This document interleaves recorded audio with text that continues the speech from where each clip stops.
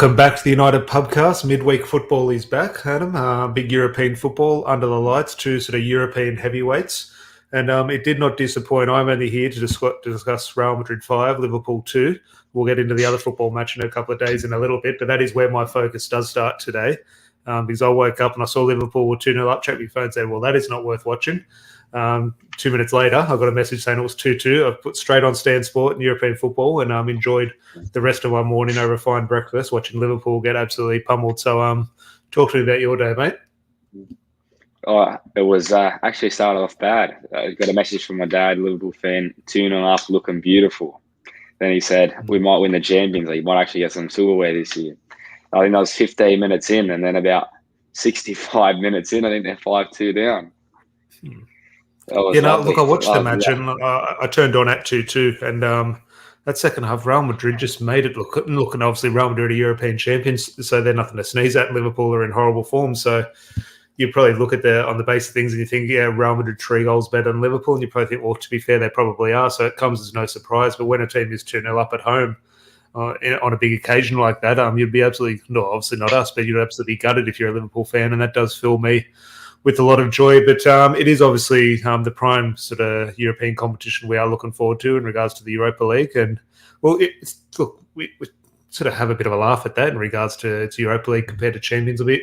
But if you go back and look at the last couple of days of Champions League football or last week of Champions League football and how Manchester United, Barcelona did shape up and the performance they put in, the amount of eyes at the new camp, this is like Europe's elite. Yes, it's in the second-tier competition, but in terms of the football that was on display, the two teams, the two managers, the two clubs, it is Europe's elite this week.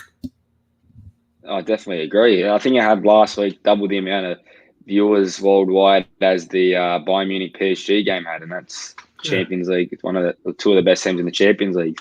So, yeah, huge game. I did watch that Barcelona, not Barcelona. I did watch the Bayern PSG game, and yes, we can sit back and from a tactical point of view and the quality on show, yes, it was top level.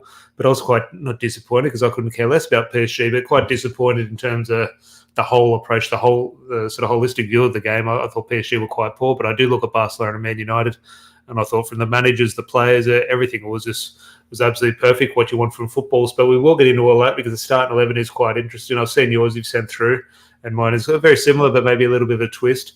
But hopefully everyone is enjoying their night. Please do leave a like on the video if you tuned in. George, good to see you, mate. Let's get this win. Rob, as always, good to see you, mate. Make sure you tune into Rob's It's a Football Thing tomorrow. You'll see all the links on our social media. He's got a big sort of Carabao Cup final preview, which I want to preview now because I'm so excited about that. But obviously, you could say bigger fish to fry against Barcelona, but that is this time tomorrow night.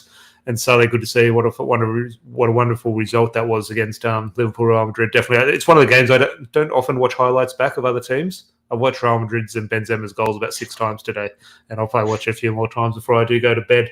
But before we get into all things Man United, Barcelona, Adam, it's not more important, but in terms of the way we sort of consume sort of Manchester United content, it kind of is. There was a photo circulating this morning, obviously last night in the UK, of Sir Alex Ferguson and Erik ten Hag having dinner together. It's a photo of two men having dinner. What do we care? But my God, do we care? And I'm just thinking, just what did you make of it? Because it did bring a smile to your face. Oh, for sure. As soon as I saw it, I thought, wow, what a moment, really. Our greatest manager ever. And then now the manager that's taken over the worst Manchester United team in history, and what a job he's doing as well. Hopefully Ten Hag can win as many trophies as Ferguson did with us, but we'll see. We'll start with one trophy on the weekend. But what do you think? And look, who knows? And we're obviously going to sort of over-exaggerate. The two people probably having dinner. They're probably talking about sort of whereabouts it's in Manchester is living. Like they're probably talking about absolutely nothing. But let's bring it to a football point of view. What do you think? A fly on the wall. What do you think Sir Alex Ferguson is sort of thinking or / telling Erik ten Hag about his time so far?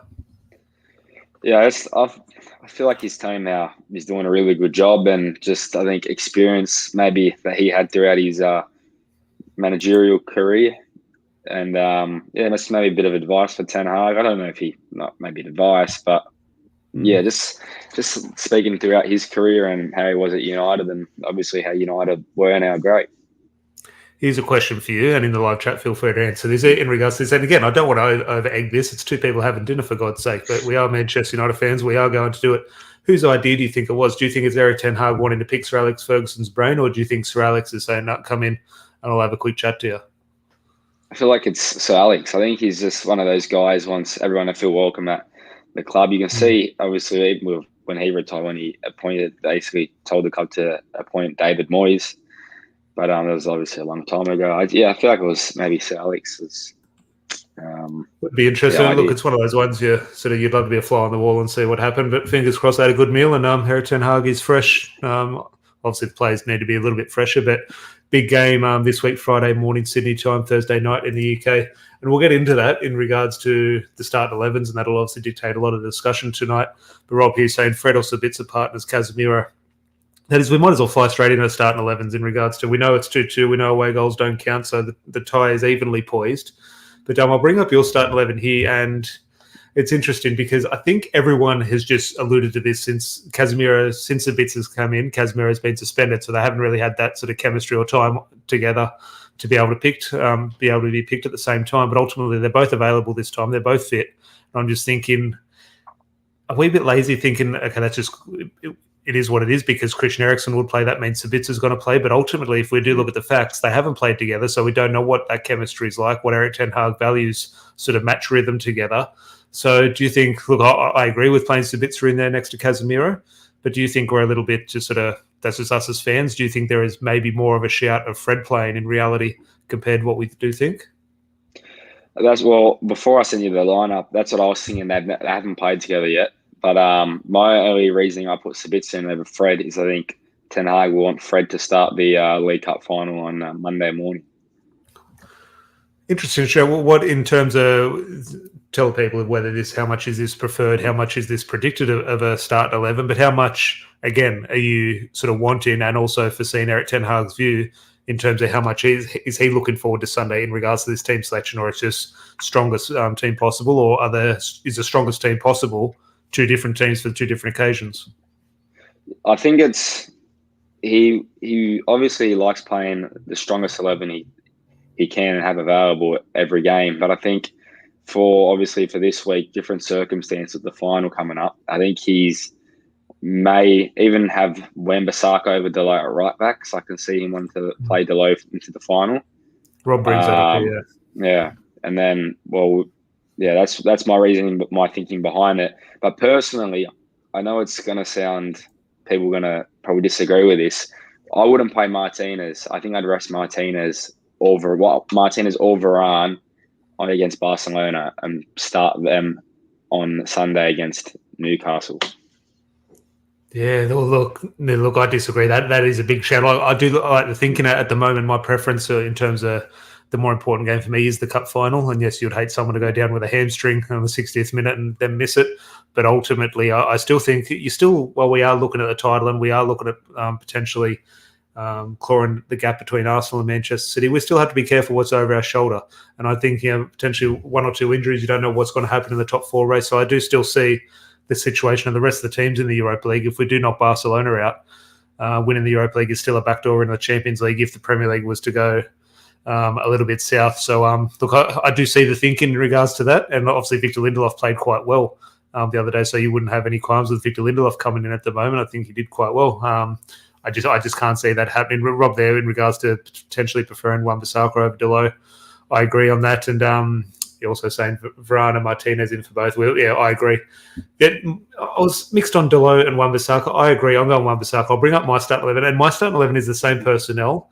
I'm just changing. I just think in regards to whenever we see an Eric Ten Hag team, we see it on paper, and it always looks a little bit different on the pitch. So I'm thinking how it's going to actually potentially look on the pitch. I'll bring mine up here. All the same personnel. I've gone Delo. I think Eric Ten Hag will want to get him in on the ball and playing on the front foot. Now, that front four is where it is. I think Sabitzer will partner Casemiro. Now, if it's Fred, I see Eric Ten Hag's thinking there, and I wouldn't disagree. At the moment, I would like to see Sabitzer. I think we can get at Barcelona and play better football than Barcelona at times. If that's the case, that's going to be Sabitzer over Fred. But you could easily drop Sabitzer and put Fred in there. That's obviously up to Eric Ten Hag. But that front four is where I'll throw everyone's discussion or everyone's attention to Obviously, Bruno on the right, Sancho through the middle. Could you flip those? Of course you could. I actually prefer Bruno through the middle, and I like Jadon Sancho on the right, so I'd have no qualms in switching those two. However, if my money, if I was to put money on it, what I'm preferred to see or predicted to see would be Weghorst in the 10. Not that I want to see that, not that I think that's the right thing to do, but the last couple of weeks, that's the evidence we have that Weghorst will drop a little bit deeper, and that's where you would push Sancho out to the left and Rashford through the middle at number 9. So I think that front four will be quite fluid. At the moment, that's how I think we'll line up off kickoff. But I think after one or two changes, I think Weghorst could drop, and that will push Rashford through the middle and Sancho could sort of drift out wide. So just on that Weghorst thing, in regards to what Erik ten Hag is getting out of him or asking of him in that number 10 position, is Barcelona at home the occasion that calls for Weghorst at number 10, or do you see a situation where Erik ten Hag doesn't really go to that sort of positioning for him? No, I definitely think he will start and he'll have that kind of. I would say I'm not too sure because Barcelona obviously got Pedri and Javier. I think Busquets. They just announced their squad. Barcelona. Busquets is in the squad. I feel like we'll have more of the ball than we did against them away. But yeah, I feel like that's what he likes about Weghorst. His hard working, his defensive abilities. But the only thing is with Sancho, he worries me at number 10 if he's starting at 10 because his lack of defensive ability. But again, when you have Weghorst who can cover, so then it may not be too bad also. Do you think Weghorst is pretty much, people have labelled this sort of with a bit of banter at sort of Liverpool over the years with Roberto Firmino, he's a defensive striker because he doesn't score goals. Is Weghorst in the team to win games, to go and score goals and sort of provide for the attack, or is he there at the moment purely for a defensive job? I think for a bit of both. You can't really say a striker because that's what he really is. Is just there to just defend and not score goals. But is he playing striker? That's almost the question. Is he playing striker? So is he just sort of? It seems to me maybe in the second half against Leicester he did move up front, but that first half was just go out there, Weghorst, and just make yourself a nuisance. Other players will play football. Other players will get the goal. You just go out there and sort of get the job done. It's not really, he wasn't really playing, and this is not a criticism of Erik ten Hag or Weghorst, far from it, but it didn't seem like he was out there to play football. And again, that's not critical. It's just I don't see him as that striker. I just see him as a bit of an engine in there. Yeah, I do kind of agree. At times in the game, you can see he's almost playing as if like a fourth midfielder, really, just coming back and defending so much. But then, yeah, when we it's hard to say really. It's just because he defends so much and he works so hard off the ball, and he's everywhere. So I do say it's a bit of both, but I think obviously his best ability, which sounds weird, is his defensive work rate. Elliot here, good to see you, mate. Hope all is well. Weghorst is solid, doing okay for now. Just on that, obviously we don't know what's going to happen, and maybe a goal in the cup final will be asking for a statue of Weghorst in a couple of days' time. As things stand now, Adam, Weghorst at the end of the season, is this something you'd like to see permanent, or you'd potentially move him on and sort of look to upgrade, or do you think we can upgrade and still keep him as a valuable member? If we can sell Martial, I would keep Weghorst, and then also obviously sign the likes of a Harry Kane or an Osimhen who we're linked to, obviously, who would preferably be obviously our starting striker. But I like him, even though he's not scoring the goals. I don't really think it's an issue right now, him with the lack of goals, because Rashford's scoring so much. But then if Rashford's goals do dry up, that's when it may become an issue, because if Rashford isn't scoring, no one else. Well, yes, Sancho did score the other day, but we don't really have many goals from elsewhere in the team. So that's when it could become an issue. But for now, I think while Rashford's on top form, I don't think having Weghorst in the team's an issue at all. Yeah, definitely. And I think with players like Weghorst, when there's sometimes a bit of an attention in terms of are they scoring enough or they're not getting enough goals, it's almost they're the ones who step up with big goals, like they're not scoring consistently. But I can very well see a situation where I could see maybe Rashford having an off day against Newcastle, but it'd be Weghorst with a big goal. Weghorst bundles 1-1, we win 1-0, and we'll still be having a debate, is he scoring enough consistently to play for Manchester United? But we'll fall in love with him off a big goal. And obviously, I'd love that. But I could see a situation where Weghorst is the match winner on Sunday. But Sundays, that's a discussion for when we do get past Barcelona. But the last bit, before we get into a bit of a prediction of Barcelona, Rob here, Sergio, in regards to Sergio Busquets, great player but not creative. But Pedri and Gavi are big losses there. So I'm not sure if I know Gavi suspended. Pedri, I know, got injured in the first. So I'm not. Have you said that's? Yeah, he's not included in the traveling squad. So obviously injured enough not to make the squad. I know Sergio Busquets was on the bench during the week, so he's back. But that is big losses. Now, yes, obviously they're still Barcelona. They've still got Frankie de Jong. They've still got Lewandowski. Is Dembele in the team? I don't think so. I can't really remember. Don't worry about checking. As far as I can remember, I don't think so.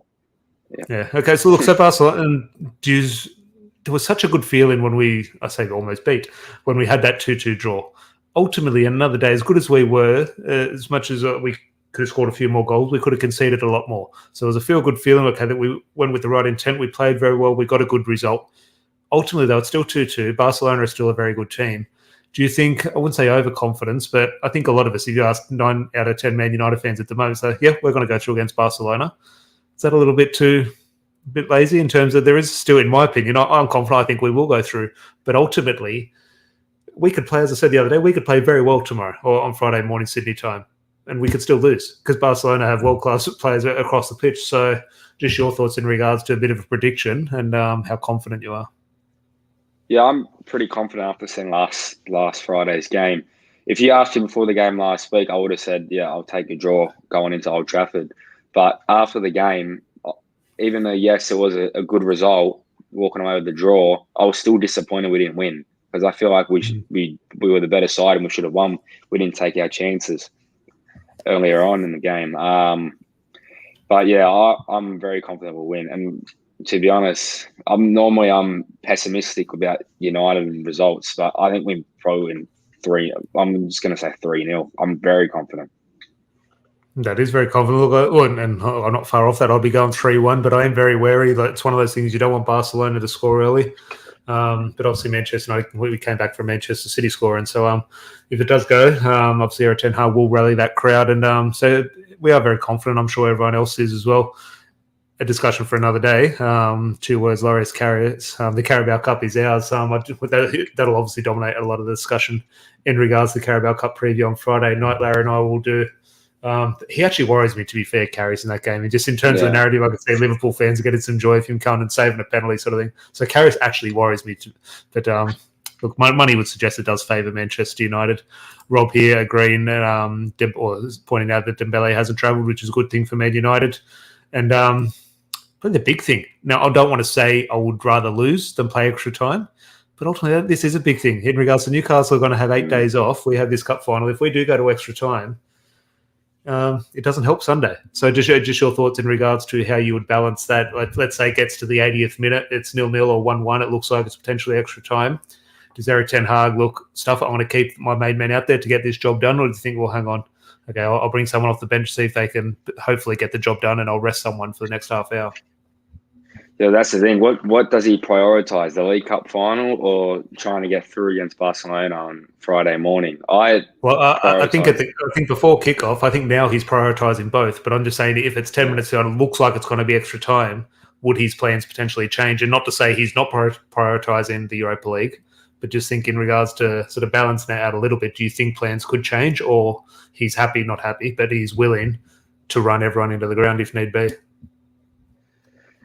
I think his plans definitely changed. It's going into extra time because he's got to have that on the back of his mind. Possibly first trophy to win on Sunday or Monday morning for the club. I'd definitely say I feel like maybe you'd think he'd take off like the main guys like Rashford off, but again, you take Rashford off if you're drawing 1-1, for example, and going into extra time against Barcelona. Probably not, because who else is going to score the goal? Because he's, like I said before, like one of the only ones that's scoring at the moment.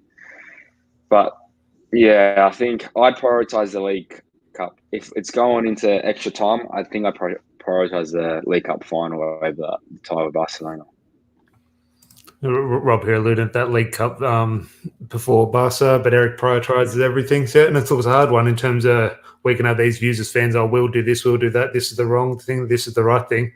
Erik ten Hag is getting everything right. Now, maybe at some stage throughout the season, things will come back and maybe bite him on the backside in regards to players' fitness, but at the moment, he's getting it right. long may that continue. Now, obviously, we don't have the information regarding the result against Barcelona or the fitness status of players after Barcelona. That'll come obviously at full time. But is there anything in terms of we'll pick the same 11 in regards to maybe shuffle the players around in regards to start 11?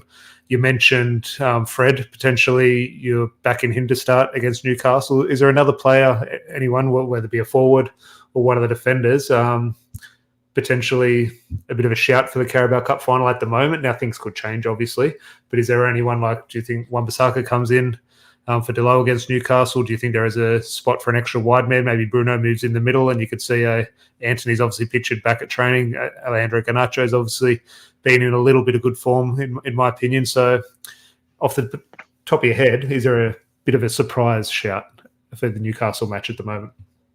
Yeah, I think Wan-Bissaka starts the League Cup final. Ultimately, I think whoever starts on Friday, whether it's Wan-Bissaka or Delo, I think the other one starts on Monday morning against Newcastle. And then with Fred or Sabitzer, I think whatever one starts on Friday, I think they don't start neither on Monday morning. But yes, depends. I'm not sure how fit Anthony is, obviously, but yeah, I can definitely see him starting off the right against Newcastle. It'll be interesting to see. I would agree, but yeah, just without that match fitness. Now, I remember for his debut, he came in with no match fitness, but a cup final is different to a home debut in the Premier League, albeit that home debut was against Arsenal. So who knows? But Rob here is all crazy if we do advance it just to the round of 16, not the UCL final. And look, you go back a year ago, Atletico Madrid, and almost, what do you think the difference is now? Is it just down Eric Ten Hag? Answer this in the live chat. This time last year, Atletico Madrid 1-1 away in Spain, coming back to Old Trafford. I don't remember feeling anything before that. Now, yes, there was a big game feel. Okay, hopefully we get through against Atletico. That was the same tie. Okay, 1-1 further on in the elite competition of Europe. So that was the round of 16 of the Champions League. This is the round of 32 of the Europa League. But that match was just in terms of, it was obviously in the middle of a horrible patch of form under Ralph Rangnick.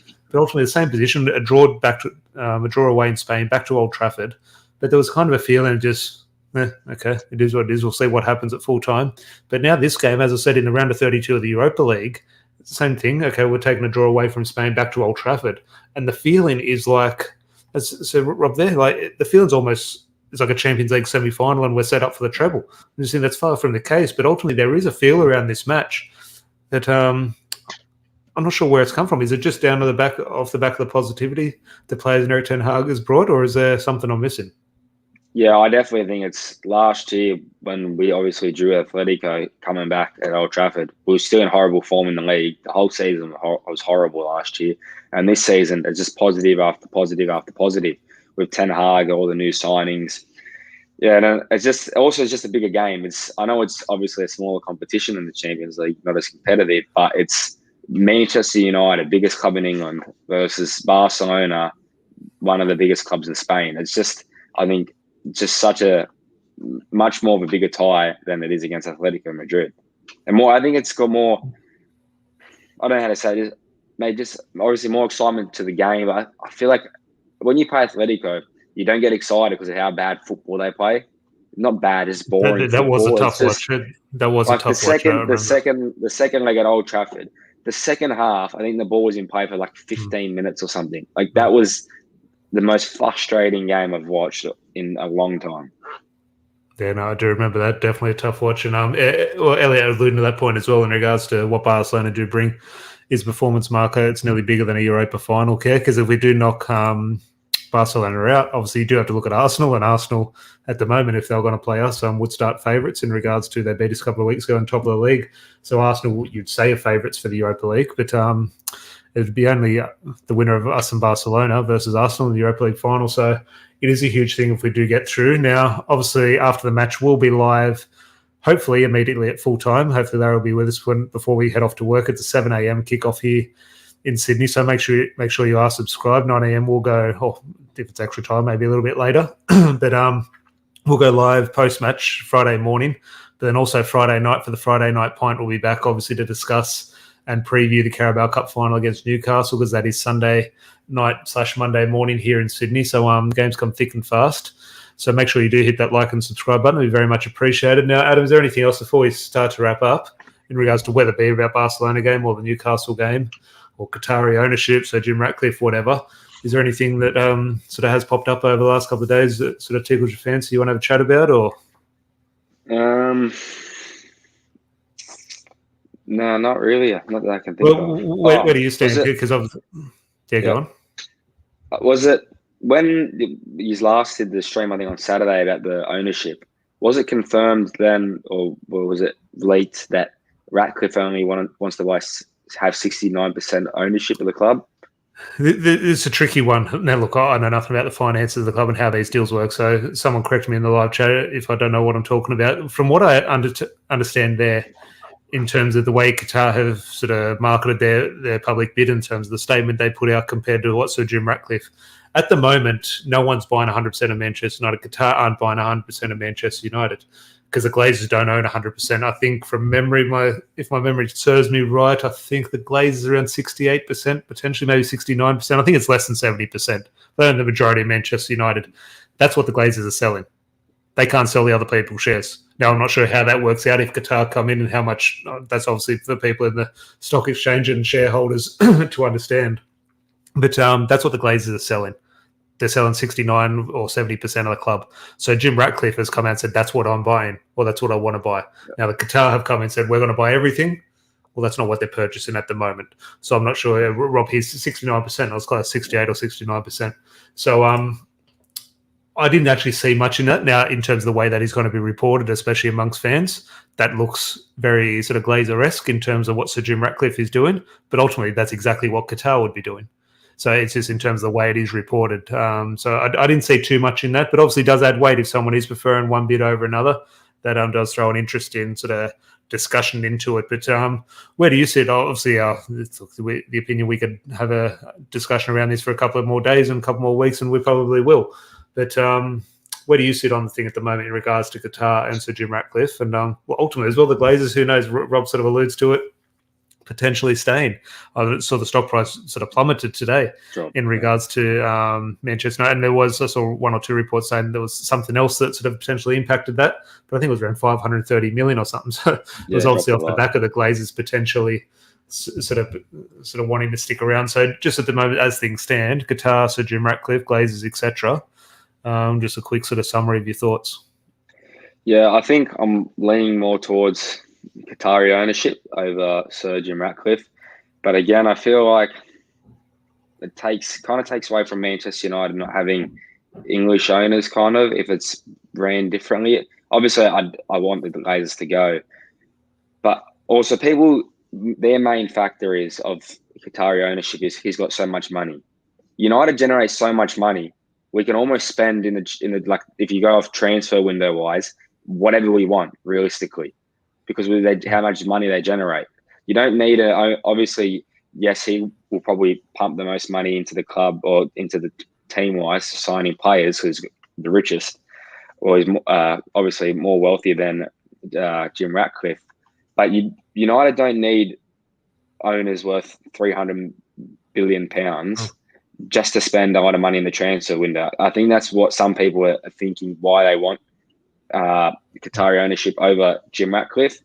But yeah, I'd be happy with even if Ratcliffe buys a club, but yeah, I prefer, I think, Qatari ownership. I think that's where people need to realise, and again, I'm no financial expert, so these things maybe go a little bit over my head, but we have to sort of remember in terms of what we're looking across the city at Manchester City and financial fair play, there are rules in place in regards to how much money can be spent, both from the money generated, but also what owners can invest, which potentially goes into sort of football activities.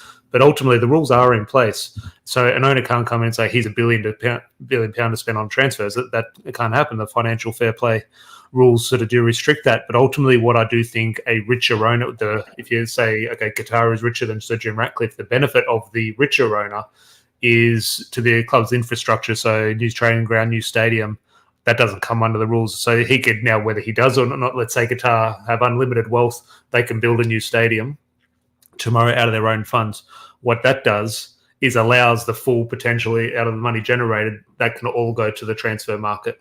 Where if it's Sir Jim Ratcliffe, he might need to say, look, I can't build the stadium on my own, So 80% of the money generated can go to transfer, and I'm going to have to take 20% to help fund the stadium, that sort of thing. So that is where, in my opinion, the richer owner / Qatar is better for the transfer market, because other than that, you're right. In regards to the money generated, that dictates on how much we can spend in regards to financial fair play. But look, that is a discussion we're going to be having for a while, and unfortunately, the Glazers are digging their heels in a little bit, and these processes, you would assume, can potentially take a bit of time. I still think might be the end of the season, maybe sort of go into next season potentially. Hopefully, it doesn't drag out. That is a very real possibility. I think we do need to understand, and Rob here saying, for me, I want the debt cleared and money into the stadium, youth facilities. I want to do a video later, and maybe a bit of a superficial one, in regards to 5 things I want the club to do, or new owners to do, the first 5 things, and not so much, okay, buy Mbappe or build a new stadium sort of thing, but they're just little things in regards to when the stadium does get knocked down, or when they rebuild it, things I do want to see. Or Manchester, I want to see football club here reinstated onto the badge of thing, which things won't happen in things, but just these little superficial things would just be a nice touch. We discussed the other week in regards to the Munich episode we did. I want to see the 6th of February every year, or the game closest to that. I want to see a retro kit. Now, that's not going to happen, but Qatar, could they take a hit on a Qatar Airways or Adidas kit? Yeah, I think they could take the hit and give Manchester United fans something. So now, these things aren't going to happen, but I think owners, whoever comes in, whether you like them or don't like them, they're going to get fans on side, because whoever comes in is going to split the fan base. So Jim Ratcliffe will split the fan base, Qatar will split the fan base. So they do need to get everyone on side, and I think there's a few little things they can do, which I will touch on in a video after we lift a trophy. After Erik ten Hag lifts that trophy on Sunday, we can look ahead to that. But Adam, been a pleasure filling in for Larry. Always appreciate it, mate. No worries, thank you. Always, and hopefully everyone in the live chat do appreciate everyone's interaction. Join us, as I said, post-match against Barcelona. We'll be live. Fingers crossed it is after a straight 90 minutes. Hopefully it's not too long in the morning for us here in Sydney. But after that, obviously that's Friday morning and Friday night. Make sure you are subscribed, because Larry and I will be back with, obviously, the big one. It's not a Champions League final preview, but it is a Carabao Cup final preview against Newcastle. And in my opinion, everyone knows my feelings towards the League Cup. I absolutely love it. So I'm looking forward to a big weekend. Emad here, good to see you. I've missed it all. Yeah, just rewind. But it was a good show. But seeing a few of these guys, Rob, Emad, etc., for the League Cup final. Sydney, it's unfortunately a 3:30 kickoff on a Monday morning. But we are braving the tough time difference, and we will be there with a few beers, maybe a bit of breakfast after watching Erik ten Hag lift that trophy. But hopefully everyone did enjoy that. Please do leave a like on the video, and we'll chat to you full time against Barcelona. Until then, have a good one.